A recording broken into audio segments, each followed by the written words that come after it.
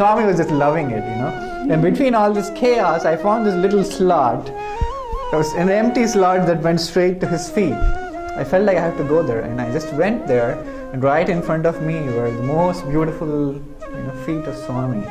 And in the moment I kissed his feet, there was this huge feeling of expansiveness and love, as if I lost all awareness of the little self. Like I was no longer this little boy kissing Swami's feet. At 7 or 8, you felt this. Yes, and for the next few hours, or probably the next day, even my lips were vibrating because of that energy. Like you get that muscle spasms. And I was just totally speechless because I didn't know what was happening, and I was just I walked around in a very unattached way with the world, But he started appearing in my dreams when I was in my high school in the 11th grade, and he never stopped after that. Is he still appearing? Yes, he still comes. I did not start out in a very artistic way, but the biggest lesson I have learned is when you say yes to Baba, he opens up all the channels of talent. Remind me, my Lord, remind me, my Lord, remind me, my Lord, who I am. I am all,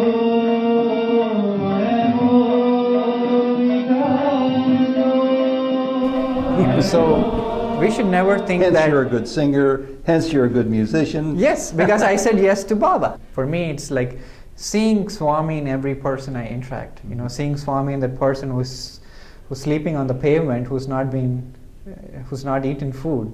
And in that moment, I feel Swami is much more powerfully than anywhere else, even in the bhajans, to be very honest.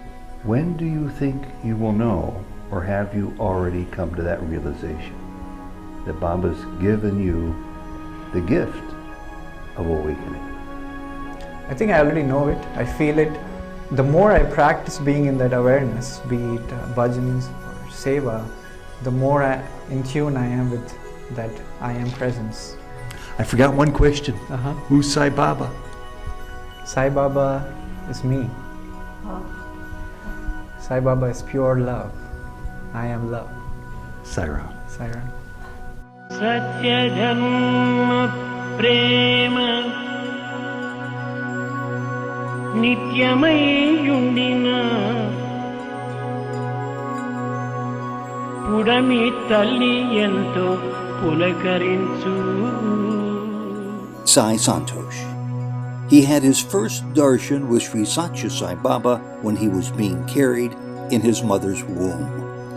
Today, this third generation Baba devotee is devoting the larger part of his life, bringing food, water, clothing, love and comfort to those less fortunate. It is this way, he says over and over again, that he's in constant contact with the one true self, with his divine self. Welcome to Souljourns. This interview was recorded in Coronado, California in October 2015. My parents came to Swami because of my grandparents. By Swami's grace, by the time I was born, they were completely into Swami. Most of my important family members, including my mother and father.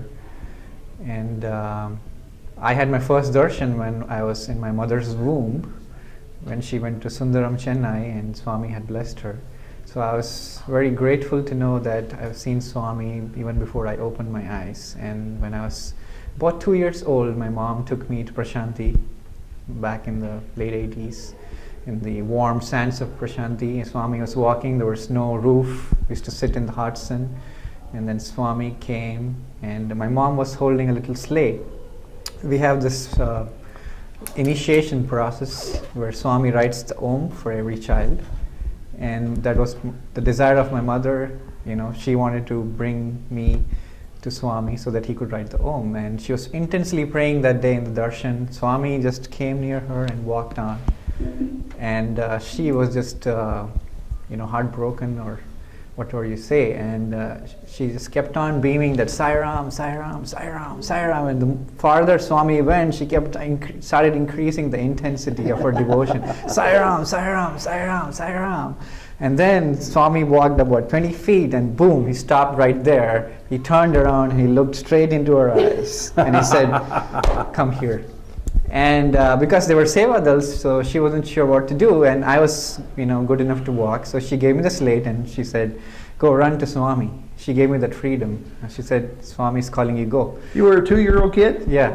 So I took the slate, I ran halfway up to Swami. I didn't know what was happening because there were like 1,000 people watching me, and Swami is just watching right into my eyes. I go up to Swami, I come back. I go up to Swami and then come back again. And this happened for at least 3 or 4 minutes. And Swami was just patiently watching this little boy going back and forth. And then my mom decided, okay, it's time for her to get up, and she got up, she grabbed me, she took me to Swami and then placed me at his feet. And then he took the slate and wrote the beautiful Om, which is the symbolic representation of the sound that permeates the entire universe, which is still there in my house. So that's how I started my physical journey with Swami. Of course, I know I've been with him many times before. And So how old are you right now, Sai? 29. So when you were 27, you had your, 27 years two. ago, Yes. you had your first interview with Sri Sathya Sai Baba. Yes, absolutely. And your mother still has that chalkboard. Yes, sir. Yeah, we That do must have be it. very, very, very special for her. Absolutely. Every time she reminds me that because of that Om, you passed all your exams, and you did research and published papers because of that. Yeah. Well, now that we know your age in the city we're in, San Diego, where you won't be here soon, you're breaking everybody's hearts because you're taking a different job and you're going to be moving to Atlanta for maybe a week and then back to the city that bears your name, Sai Santosh, Bangalore. Bangalore. You're going back to Bangalore to be with your mom and dad for a while. Mhm. Any mixed feelings about leaving the friends and people you've met here, and including the homeless people you serve on a daily basis? Yes, absolutely. It's a big change for me personally. I've been here in San Diego for close to 2.5 years with all of you wonderful people whom I really love very much, very close to my heart. And also all the folks and friends I meet in the streets during my Seva adventures who have become attached to me, or I've become very good friends with them. At the same time, I'm also excited going to Bangalore because there are tremendous opportunities for Seva there. My mom and dad are very actively involved in Grama Seva, that is going to villages. They've adopted many villages where they go early in the morning and serve nutritious breakfast to kids because they don't get food till about noon. Now, they don't just serve it, do they? As I understand it, they get up and prepare the food and take it to these children. Yes, they get up early in the morning, prepare food, and drive, an hour or so to the villages and interact with the kids, serve food. And so my mother and father are my greatest inspiration for Seva. What are their names? Hari Prasad and Kalpana Prasad. And tell them when you get to Bangalore, we want to do a Souljourns interview with them on Skype, if it's possible. Sure, definitely. It's their duty, tell them. I'm sure they'll be happy to. Because look what they spawned. In your life, for a handful of years, less than 30 now, as far as I can tell, you don't do seva every day. You do multiple forms of seva every day. How did that click with you? What did they do to model such an aspiration in your life to be such a wonderful server? I think this is where Swami's human values program comes into place because they, put me in the Bal Vikas program when I was very young. And whether or not I liked going bhajans or not, there was no option because they knew the bigger picture. Yeah. They took me to bhajans, and most importantly, they took me to all their seva adventures. We nowadays in modern society, we have families that go out for outings, we go out for movies, we go out for parties. But you went out for seva. Yeah, we were kind of a family that went out for seva. That was an integral part of our life. And so I absorbed that. I was closely watching how my father very sweetly and lovingly talks, even with the carpenter who comes to the house, to the most senior, most president of his company. The same with my mother, how she treats the housemaid with so much of love and respect, make sure she gets food. And they set a fantastic example at home, and also when they go out to villages to serve in medical camps or be it other seva projects, they always tagged me along. And slowly, of course, sometimes I would resist, but sometimes I would just love. But seva just came very spontaneously to me. Just I don't know, because of my mother's prayers when she was training me in the womb, I guess, that I felt very natural empathy and compassion. Even when I was a 3-year-old boy, I would start rescuing, stray dogs and puppies, bring them home, and then they had a difficult time to manage them, So they noticed that and fostered that with a lot of love. So I am grateful for that. Definitely, I think of life as a circle of inspiration. We are all learning from one another. I learned from my mother and father and a lot of other amazing people. Of course, most importantly, my mother, father, divine mother and father, Swami, who I would closely observe how he would serve. And one of the discourses I heard made a huge impact on me, where Swami said, as soon as you get a good thought, don't resist or stop it. Follow it through one step at a time. And when I heard that, it just stuck in my subconscious for some reason. And when I was in my teen years, I would be walking and I see somebody on the street and I get a good thought that, I have something in my backpack which I can share. And I would not resist it or stop it. I would instantaneously follow that thought, of course, making sure everything is safe for me and, serve that person. And I kept on forming that habit, even now in my adventures, where if I get a thought that why not we do this mobile soup seva, where we get together, make some soup and drive around and talk to people in the evening when it's a little bit chilly in the November, December in San Diego, and distribute to them. So people who don't have homes, you mean? Yes, people who are on the streets. Exactly. So you go seeking them out. Yes. It started many years ago when I was in Alabama, and I realized I have a gift that Swami has given. When I start talking to people, they feel connected to me. They feel, even though I'm from a different country, and I thought, why not use that gift to hear their stories, because sometimes they don't even have a friend, they don't have anybody to share their burdens.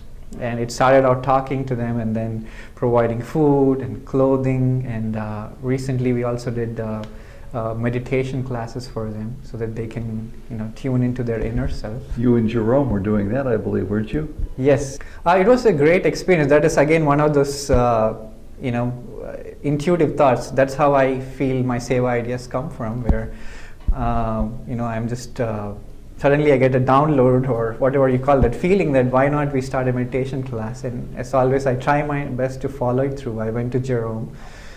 And here's the thing I really love, when you go to somebody with a noble thought, with a sincere intention, and you look into their eyes and say, can you help me? And there's not even a moment of hesitation or doubt. They look back at you, smile and say, let's do it. I really love working with them, and I'm sure there are hundreds and thousands of young adults in the Sai world who were exactly like that, who were just willing and are doing tremendous seva. And I also learn from them when I read seva stories from India, how the youths are performing, and it's a as I said, it's a circle of inspiration. I was listening to an interview the other day where a medical doctor in Boston goes and works, and I think you saw that, or I'm not sure if I heard it first before I got your email. Very courageous man in this respect. He didn't know what to expect, and one of the hard lessons he had to learn from the people who had been doing this a lot longer, and I want your reaction to this, is when homeless people, maybe because they're hungry or angry or mentally ill, sometimes would become somewhat violent. Yes. And his tendency was to always go over there and break up these fights, and he said he learned not to, because it's important that those who are trying to render help to the helpless can do it in a safe environment. And I'm sure that there are people thinking about your work right now in case they want to do it. What are your feelings about putting yourself at risk in situations that are unpredictable? I've definitely experienced many encounters like that too, on a very common basis, where folks are fighting, or you go there with a selfless intention to serve, but that other person is not in a frame of mind to receive it, and they may abuse you, or stuff like that. At the same time, seva, I feel that when your heart is in the right place and Swami is with you, you automatically get that confidence that he's protecting you and guiding you. And that's what drives me, that what better way to lose the body than while serving? At the same You time. don't want to lose it too quickly, though. Yes. At the same time, it's important to use your common sense and intelligence, because compassion without knowledge is ineffective. We all have our own creative abilities, our own skill sets, which we can combine with our empathy and love and figure out what's the best way that I can serve this particular person in this situation. And many times they are a little bit abusive, or they may be closed off, and because they have not been loved, or some people have not talked to them, and they find it really strange that somebody comes and really cares for them.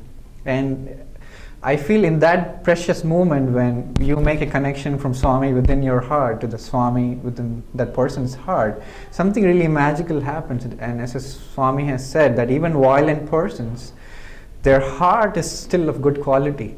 So a little bit of love can go in there. It can bring about transformation of the heart. Instead of judging them or saying that they're not good enough to be, to receive any help. I come from the school of thought that love is the most potent force, and when you go out to serve these people who receive it, even though they may feel a lot of rage in that moment, I meet many veterans, like Vietnam veterans or ex-army, US Army veterans, who told me directly that I feel so much of rage and anger. And as you can see today in America, there's so much of violence. People are taking the gun and shooting people randomly. I always felt that one of those folks can turn into that path of violence. They could feel so much of anger, and something triggers within them that they could go and harm others.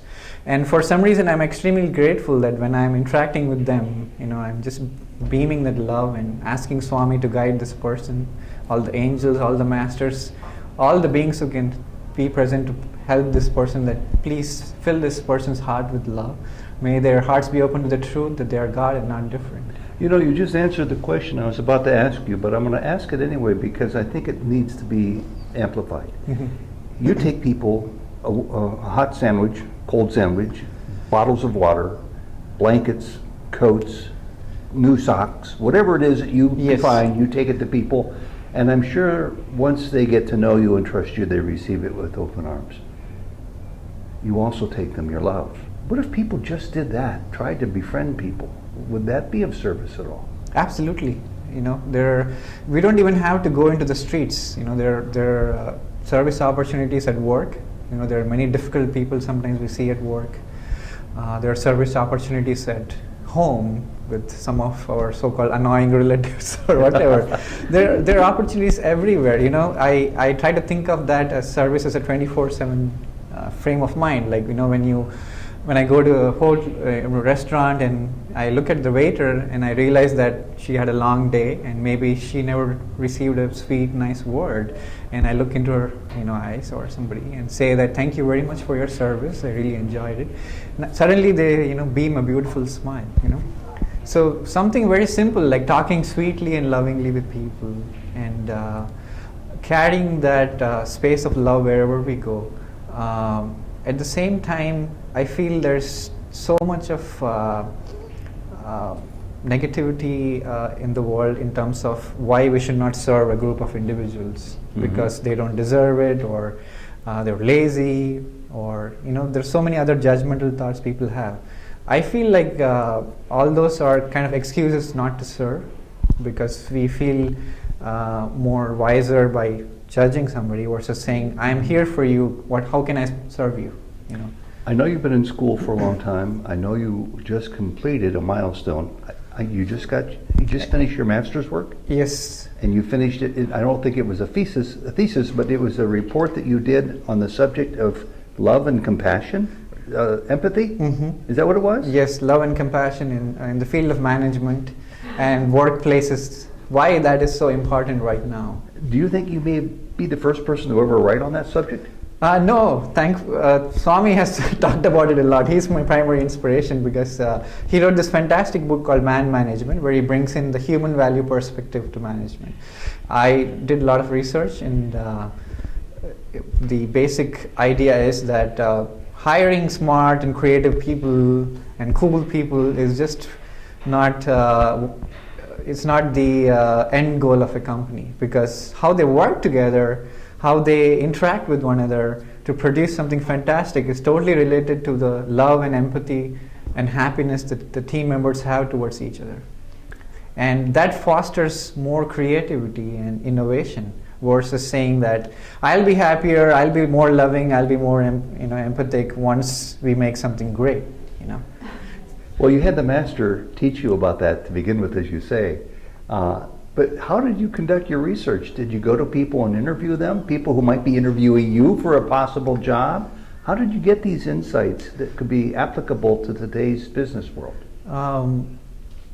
It was mainly because I worked in some offices where the love energy was critically low. Or not there at all. Or not there at all. And I realized that sometimes in that moment it can be challenging for many people, but you've been put into that place to learn something, to grow, to evolve, to transform, instead of playing a victim. And I always choose those opportunities to realize, what can I do to bring more love and light into this place? How can I be more loving and sweeter? And that was the primary inspiration. And I did a lot of experiments with, doing random acts of kindness at work. Like, a colleague is tired, it's end of the day, I go up to them and say, I got some food for you, and then they're really happy to receive it. They're not expecting it. Or writing sweet notes of gratitude, for all their hard work. Many different things. And through these experiments, I also collected a lot of data through some existing online resources that have done research on happiness and how it fosters creativity. And I compiled it into a nice little report. And the school was very happy because it was like a breath of fresh air. It was not talking about, here's a little weird dot in the chart, and we are better than the other companies. Yeah. Or how can we make more money? I said that the primary purpose of business is love.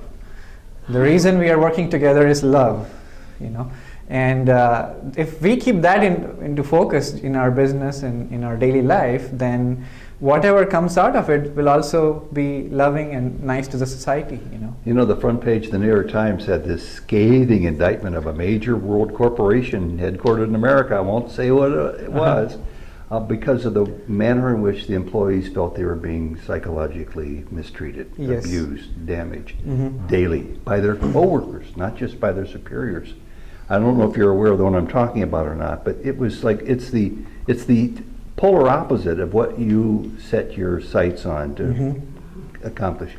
Do you think this is going to have legs to have an impact to do what you wanted to do for other companies, your paper? Yes, absolutely. I think it's got a lot of potential, and a lot of companies have burned their hands, as you've seen. Corporate America is really hurting, Yes. And many corporations in the world who have really hurt their customers and stakeholders because of unethical practices. Not only treating them badly, but also the folks who are working there are not happy. And I feel that love is sometimes taken as a weak component, especially for work environment where there's too much of masculine energy, where we're trying to force and drive things to get done. I feel that love is the most potent force, and people, if their hearts are open, they can start experimenting with it. Like for example, one of the simple experiments I used to do was when I'm in the office space and I feel the energy is low, I would bring attention to my heart and just imagine a beautiful ball of light and just gently expand it through the whole office and sending that love to all the people. And what did you notice in those cases? Many times people strangers would look at you and start smiling, and I definitely felt the shift in the energy, and I think it's because I truly believed that it was working. That's the most key ingredient, and that's what I would suggest to anybody who's watching, is when you believe in the power of love, then it automatically empowers you, gives you ideas, gives you that courage and confidence to say, yes, love works even in corporate America. You weren't expecting me to say this, but I will anyway. We have a wonderful young devotee, his name is Sri Sathya in Perth, Australia, who set up a Souljourns website. It's a spectacular website. What's it called, Ted? It's called Souljourns.net. Thank you, Jody. And on that, we're putting text accounts that people have to offer in addition to interviews. Al Drucker jumps to mind because he's got great stories that he sent to me in text, and it's now available at Souljourns.net. Would you have any interest, you don't have to say a definitive yes right now, in one day supplying us with the text of your paper in graduate school on love and compassion? Definitely, I'll ask Swami, and when it's the right time, I'll pass it to you. It's not spoken much even in the news media, because a lot of the attention is given on what's wrong with the world. Exactly. Versus what can you do to fix the world, be the change, versus saying that this person is doing wrong, that person is doing wrong, Right. versus saying how can I bring that love and light into the situation. We're a culture seemingly overly focused on the bottom line, whether it's a corporation or a not-for-profit, and you're suggesting there are other things more important. Yes, I feel that Mother Earth is really hurting, because one, we as human beings, we really are craving for more and more things. And again, love brings in that feeling that instead of wanting more, how can I share? Instead of buying more, how can I share what I have with the society? If you look into your closet, there are so many things you can donate to somebody who might make best use of it. Yeah. So there are very simple, small things that each individual can do, and there are many others who are already doing, that can make this world a place where we are focusing on sharing versus what is that I can, what do I want from this world? Jody and I are both getting up there in age. We're getting old. We're going to hit 70 soon. And we want to know what we can do to help inspire other people, especially younger people. So that's why I'm interested in talking to people like you, Sai, but I can't think of anybody else who is so focused on Seva as you are. Tell me a little bit, not just about Seva, but your roots with Baba beyond the age of 2, when you had your first interview. I'm calling it an interview. Did you have any other close experiences with Baba in the forum? Yes, actually, many close experiences, but the one that really stands out and still very fresh in my mind is when I was about 7, 8 years old. Once again in this, it was summer, in the afternoon, really hot. We're sitting in the sands, and all the boys, the Bal Vikas kids, we were seated, and then Swami came, and then he looked at us and he joked, said, "Don't jump on me," because he knows as soon as Swami comes into the children's group, all the kids fall on him. So we had a good laugh, and then, and of course, as soon as Swami came in, that's what happened.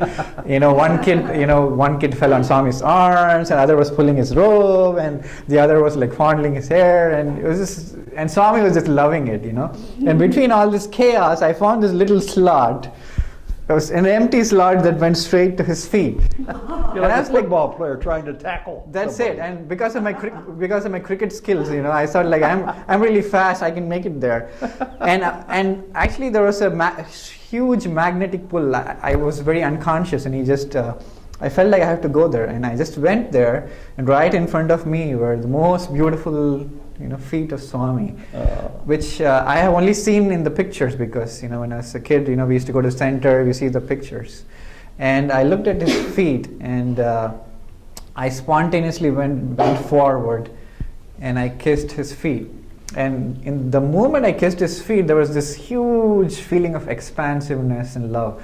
As if I lost all awareness of the little self. Like I was no longer this little boy kissing Swami's feet. At 7 or 8, you felt this. Yes. It made an impression on you. Yeah, because it was just absolutely nothing, And I don't know how long I was there, but I came back, and I was still kissing his feet. Then I came out of it, and I was like, I don't know what happened, because it was just amazing. And for the next few hours, or probably the next day, even my lips were vibrating because of that energy. Like, you get that muscle spasms. And I was just totally speechless, because I didn't know what was happening. And I was just I walked around in a very unattached way with the world. I was just like an observer. I was just seeing the world as an observer that day. So that was a very powerful memory of me interacting with the physical form of Swami. Of course, after that, he continued to guide me many times in darshan, giving a sweet look or patting me to work hard. But he started appearing in my dreams when I was in my high school in the 11th grade, and he never stopped after that. Is he still appearing? Yes, he still comes. I have hundreds of wonderful encounters in the dream plane where he started guiding me as a little child, first focusing on my studies, that you should do this homework, do that, and then going slowly further on, talking to me about the different avatars like Jesus and Krishna's life, and many times materializing wonderful things for me in the dream plane. And eventually now, most of the dreams, he would just look at me and point me in the heart and say, "You and I are one." Pretty good. So he's been guiding me all the way to the... Too bad we're losing you, because Jody and I both wanted to start a group here in San Diego about Advaita, about oneness, about non-duality, and you would be the first person to belong to that group because you already know that lesson. Yes, I felt it when he looked into my eyes many times, and that I am him, and there's no difference. Though sometimes I feel I have an intellectual understanding and I've experienced it, but I think I've come to a stage in my life, especially because of my seva experiences, that self-realization is not like you spend hours meditating and doing other kind of things. That may be a path for many, but for me it's like seeing Swami in every person I interact. Seeing Swami in that person who's sleeping on the pavement, who's not eaten food, and being there for him, looking into her eyes and say, "I'm here for you, brother. Here's some food, and I'm taking care of you right now." And in that moment, I feel Swami is much more powerfully than anywhere else, even in the bhajans, to be very honest. Well, this takes us into a different dimension, doesn't it? And I would like to ask you a question about this, because it's helpful for those people who are pursuing awakening to their one and truest selves, to their Baba self, to their Sai Ma self. When do you think you will know, or have you already come to that realization, that Baba's given you the gift of awakening? I think I already know it. I feel it. I try my best to remember it. I think of it more as remembering my own true nature. And the more I practice being in that awareness, be it bhajans or seva, the more in tune I am with that I am presence. And I feel that practice is the key with this sadhana. Many times we start something and we drop it off, and we go to something else and we start digging well there and we don't find water there. I think as young adults, we have this great opportunity that Swami has given us, this strength and vigor in the body to serve. And I feel that any person who is watching this can know that they're already God. Their true nature is love, and through these experiences, we're just remembering that is who I am. It's such a difficult puzzle for so many people, even those seasoned devotees who have been on the path for decades. It's a difficult puzzle to figure out. Baba always said, "You are God, you are God, you are no different than God." Yet so many of us don't get that, don't feel that. So what is it for you, Sai? Is it more important, Sai Santosh, that you work towards self-realization, or is it more important for you to be loving and let the rest take care of itself? I think Swami says God is love. Live in love. Start the day with love. Spend the day with love. Fill the day with love. That is the way to God. So I feel the love is the first step, or the final step. It's the key ingredient. It's the fundamental structure. The whole structure is based on love. And the awareness that I have received is that on many occasions when I'm doing something and if I'm not filled with that love, I cannot share that love with others too. And the awareness Swami has given through this practice is that I become instantly aware of that state and say, you know what, my inner battery is not charged. My iPhone is really charged right now, 100%, but I need to charge my inner battery. So the first step is that when we are brimming with that Sai love, and whatever sadhana we do in the morning or before the start of the day, it's so easy for us to carry that love throughout the day. And that's the most simplest thing we can do. Swami says self-realization is not complex, Start the day with love, fill the day with love. Sai Santosh, we've met many people along the path with these Souljourns interviews. This is a very important one, and I want to continue it. And Jody's got some questions, and I'd like her to ask them. Sai, How do your seva ideas come about? Many of these seva ideas that I receive are based on my inner intuitive feeling. Like I'm sitting in the couch and suddenly I get an idea that I've been talking to my friends on the street. They have not seen their own photograph for many years. Why don't I take their pictures and start giving it to them? Great idea. So I started doing that, and many times they would start crying because they have not seen their own picture for many years, or they have been told that they're ugly or not good enough, and they carry that image. And so when they see the picture, it was a profound moment. And many of the things I have noticed is there was one particular incident that made a profound impact on me to stay tuned to that awareness, because the first step is that when you are aware of your surroundings, like you're walking and you see somebody you make an eye contact with a person, and instantly you know that there's something wrong, that person needs help. It's because you're aware of that surrounding.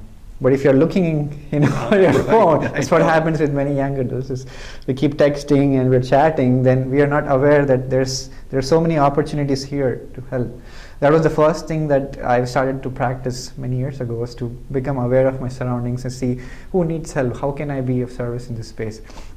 So this one night when I was in Alabama, it was Christmas, just a couple of days before Christmas, and I was returning back from the Sai Center. It was pretty late, actually, about 12 in the night.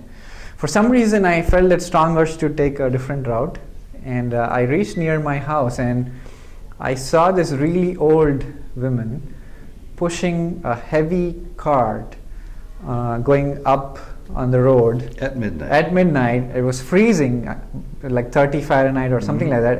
It had snowed, walking all by herself on a deserted road. And I looked at her, and I knew that I was supposed to be there for her. And of course, sometimes we get those monkey mind thoughts. I want to bring that in too, because sometimes you get the thoughts, is it safe? Should I go there? Maybe she lives just down the street. She's just walking. Instead of just saying that, why not I just go and ask her? You get those monkey thoughts. And that happens to many people when we are serving, that, do we need to go and serve there? Do they deserve it? And stuff like that. So, and that voice became stronger and stronger. I went up to her and asked, do you need some help? Can I give you a ride? And she was just hugely relieved. It's like this, like a low-fat Santa just turned up. But she wasn't fearful of you, or she wasn't. No, Okay.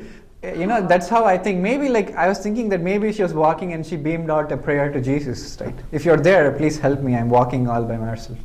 And I just got down and I lifted the bag. It was really heavy. And I was shocked that she was walking all by herself in the night. And so I helped her into the car. I turned on the heater, and instantly she was, really relaxed, and I could feel the relief on her face. And we started talking to each other. She was inquiring about me. And I started driving, and we went up to about two miles or so uphill.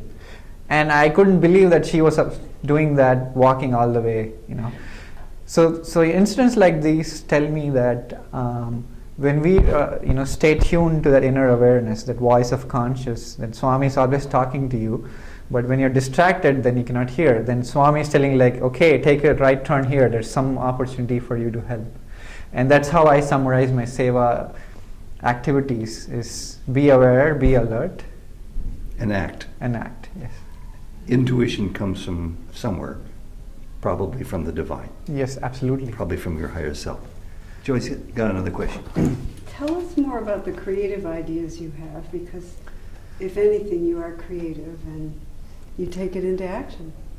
Sure. I'm glad you asked that, because I want to share that many young adults have wonderful talents.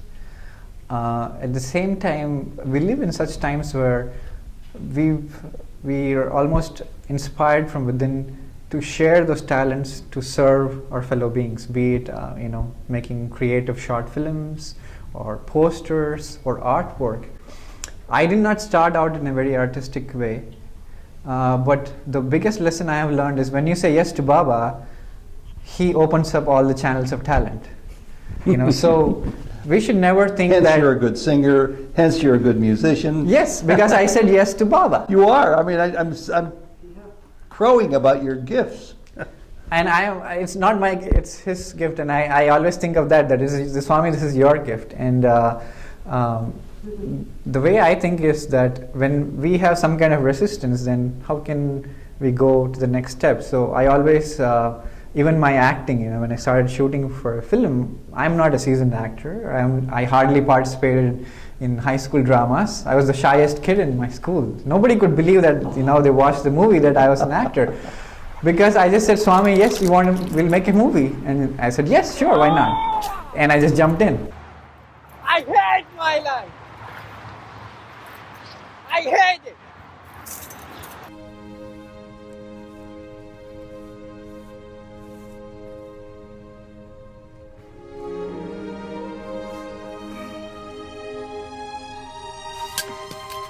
Can't even kill myself. Help me, God. Right? And I never knew how to play instruments too. I just sat and said, Swami, I want to learn an instrument, and then he would give me the inspiration to learn it.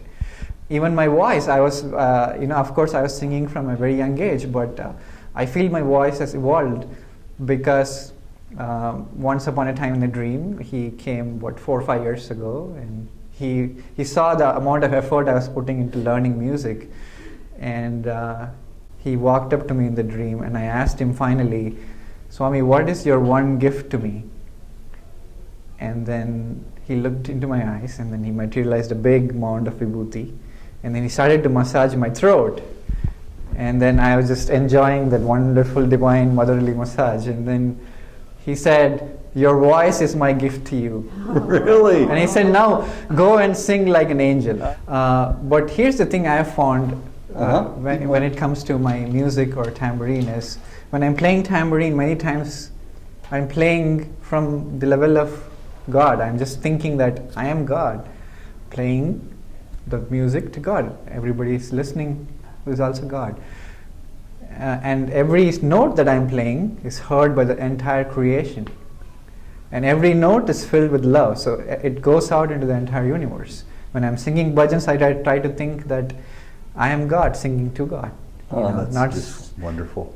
And so it's wonderful that many of my musician friends would agree when we get into that zone.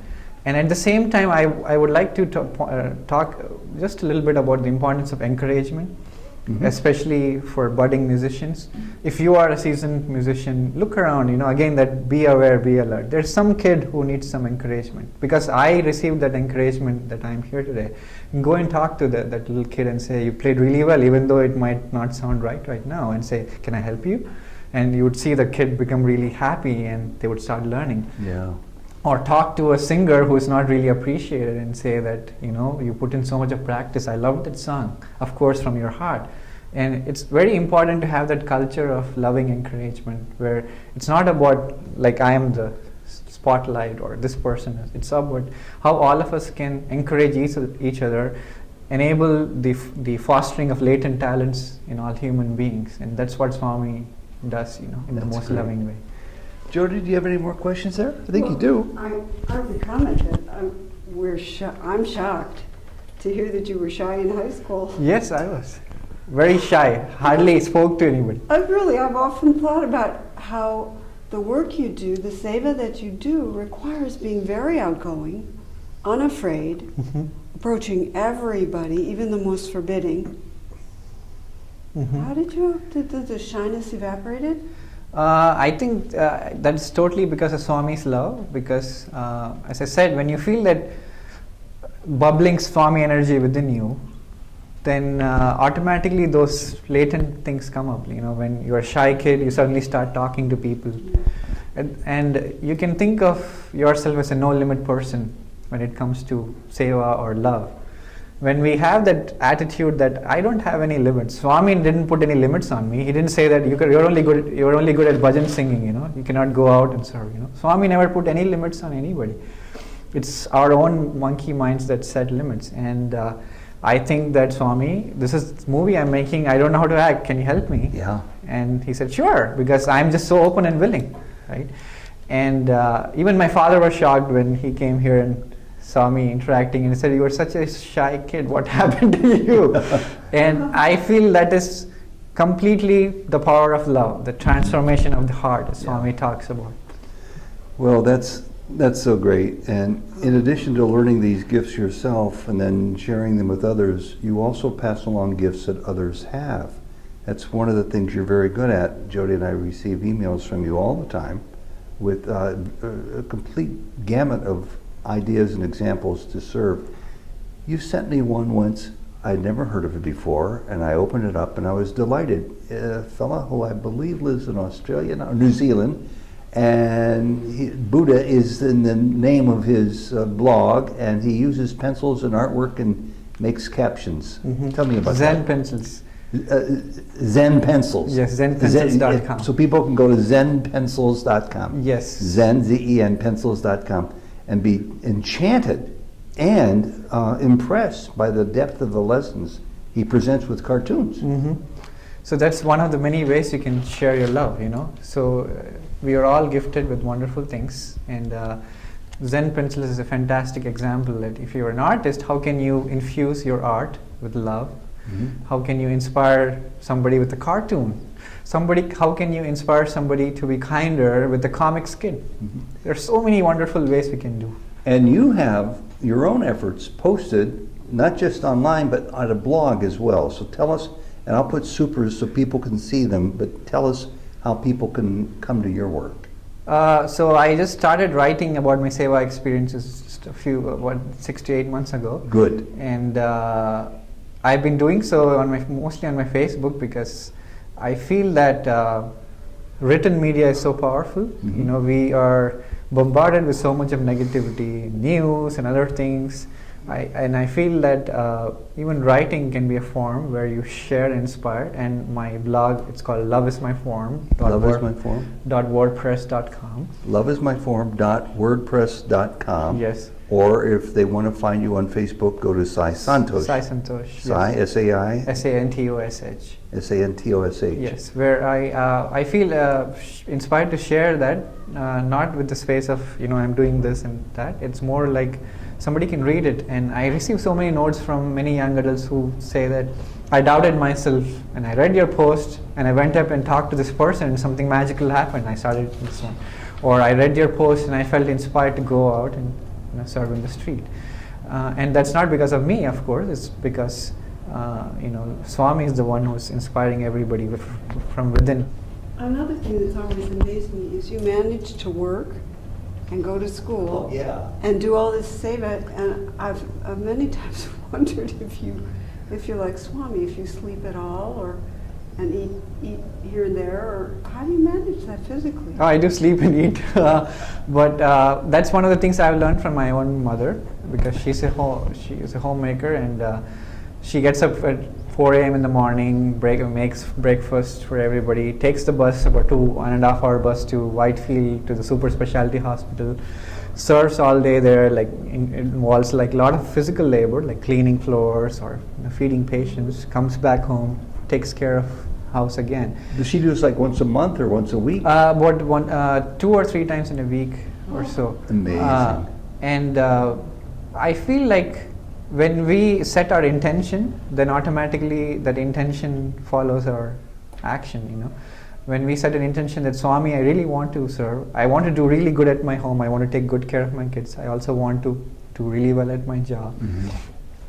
Also, please give me opportunities to go out and serve into the society. Instead of saying, I don't have time, you know, I'm really busy, when we have that first block, then it's challenging. And of course, service begins at home. And I am also still learning to balance all these juggling and trying to stay balanced. But the most important thing is to realize that the purpose of human birth is to serve. You know, that is why we are given the body. As long as we are serving, this is the goal. If we stop serving and just focus on how can I be happier, then we've lost focus from realizing who we really are. You have your movies, the videos that you've done. Those are posted on Facebook, I believe, and on your blog as well? The movies I've made are on YouTube and on my own channel, Sai Santosh. The couple of the movies I made about the home. But have you posted those to Facebook? Or yes, they are all on my Facebook account. I want people to be able to go see these examples. And I saw that Jody had another question too. We are aggrieved. Excuse me. That you're leaving San Diego. And we're grateful to you for being such a dear friend. And we wish you all the best and want to know how you feel about the adventures ahead. Yeah, I'll miss all of you too. You know, as I said before, I have mixed feelings, and especially the San Diego Seva experiences are very close to my heart. I have had some tremendous encounters on the street, made wonderful friends. At the same time, I'm going with an open heart and mind, saying wherever Swami takes me, Swami, please use me as my instrument. If I'm in Bangalore or even in Alaska, and I'm excited to go home to spend time with mom and dad and serve along with them. It's been many years. It's a wonderful feeling. As I said, a family that serves together stays together. And you'll be with your sister in a little while in Atlanta. Yes, and I have mixed feelings, and I really I'm extremely grateful for all the love I've received with the San Diego Sai family. They're just an extraordinary group of individuals. So there is one more very precious Seva story that I remember while you were talking to me. It was like 9 o'clock in the morning, and I was in Birmingham, Alabama. I was driving to work, and there was a huge SUV in front of me. I was kind of going a little bit more fast than it should on that road. And a squirrel was trying to cross the road, and it came and jumped back, and finally it jumped into the road. It got run over by the car, and the car went over, and I instantly stopped. And once again there was a strong feeling that I have to be there for the squirrel. So I carefully parked my car. I stepped out and I took a packet of vibhuti. I walked up to the squirrel. It had still few breaths left. It was just struggling hard, and it was kind of in a badly mauled shape. So I gently held its tail and brought it close to the side of the road so that some other folks wouldn't run over. And I've never done this before, and I sat next to it on the road, on the pavement. I was sprinkling vibhuti on its face, and I started to chant Gayatri and gently caressing its tail, that Om Bhurbhuva Swaha. And I was doing that, and I saw that it was becoming calmer and passed on. And it made a very profound impact on me, that I was there for that particular animal. On many occasions I have been with many injured animals, where I was supposed to be there, learning from this experience that life is temporary, body is a water bubble, mind is a mad monkey. And if this is the last day of our life, and what a fantastic opportunity to be here for this particular animal, this wonderful angel, and be of service. And I had shared this story with many people, but it's very close to my heart for some reason. That just a tiny squirrel had taught me such a fantastic lesson. Sai, it's been a delight. Godspeed. Namaste. God bless you. Sai Ram. Sai Ram. Sai Ram. I forgot one question. Who's Sai Baba? Sai Baba is me. Sai Baba is pure love. I am love. Sai Ram. Sai Ram. Remind me, my Lord, remind me, my Lord, remind me, my Lord, remind me, my Lord, remind me, my Lord, remind me, my Lord, remind me, my Lord, remind me.